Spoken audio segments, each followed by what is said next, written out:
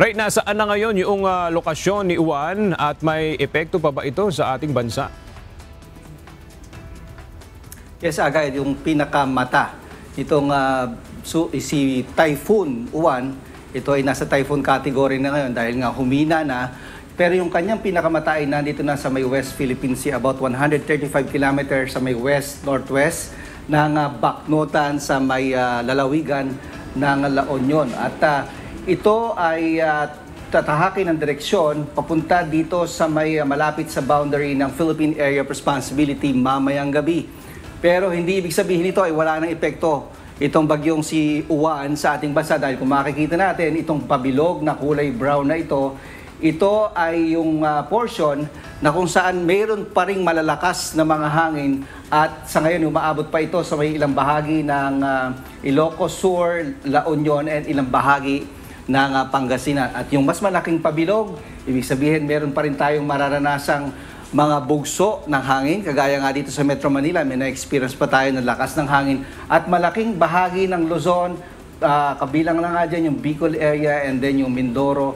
At maaaring umabot nga dito sa ilang bahagi ng Visayas. Ang forecast na paglabas nitong pinakamata nitong bagyong si Uwan ay posibleng mamayang gabi hanggang sa bukas ng umaga, tatahakin ito ang direksyon. Mapapansin natin, pabalik dito, pasilangan, yung magiging direksyon ng mata nitong si Uwan at tatahakin ang direksyon papunta sa area ng Taiwan. At kung ang Taiwan ay bahagi ng ating Philippine Area of Responsibility, papasok uli ito dito sa ating PAR by Wednesday. Pero ito ay nasa kategoryang severe tropical storm hanggang sa dumaan sa Taiwan at paglabas nito sa PAR, maaaring ito ay maging low pressure area na lamang.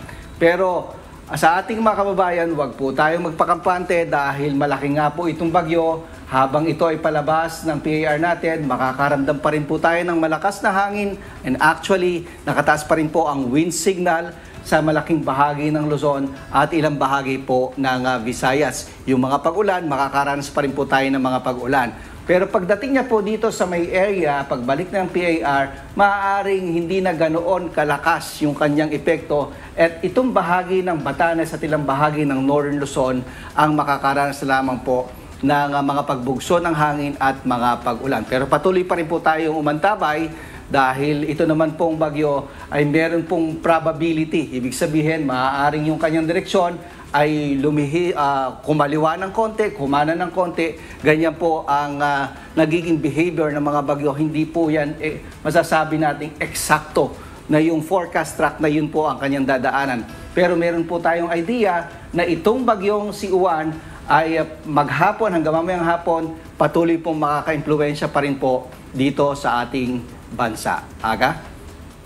Ray, hanggang kailan Hanggang kailan natin mararanasan itong epekto ng bagyong Uwan? At Ray, may available information na ba tayo kung mga ilang bagyo pa ba yung maaaring pumasok dito sa ating bansa this month and next month, Ray? Yes, Aga. Doon sa first question na hanggang kailan, maaaring tayo maka-experience pa rin hanggang bukas nung pinaka-outer cloud band nitong bagyong si Uwan dahil nga umaabot to, ang kanyang pinaka-radius mula sa sentro, umaabot yan ng around 700 to 800 kilometers. So makaka-experience pa rin, lalo na itong western section ng Luzon, Ilocos, and yung Pangasinan area, La Union area, makakaranas pa rin. But then, paglayo niya, by Tuesday, Wednesday, meron ng improvement yung ating weather condition. Pagdating ng Thursday, Wednesday and Thursday, yung bahagi ng Batanes, posible pa rin na makaramdam nitong hangin na parte ng cloud band nitong bagyong si Uwan. Doon sa bilang ng ating bagyo, itong si Uwan ay pang number 21 na tropical cyclone na pumasok na sa Philippine Area of Responsibility. At based doon sa climatological forecast ng Pag-asa, ang bilang ng ating mga bagyo, usually itong last quarter ng taon, dapat ay meron pa tayong, ang kanilang forecast ay 3 to 6. So most probably, meron tayong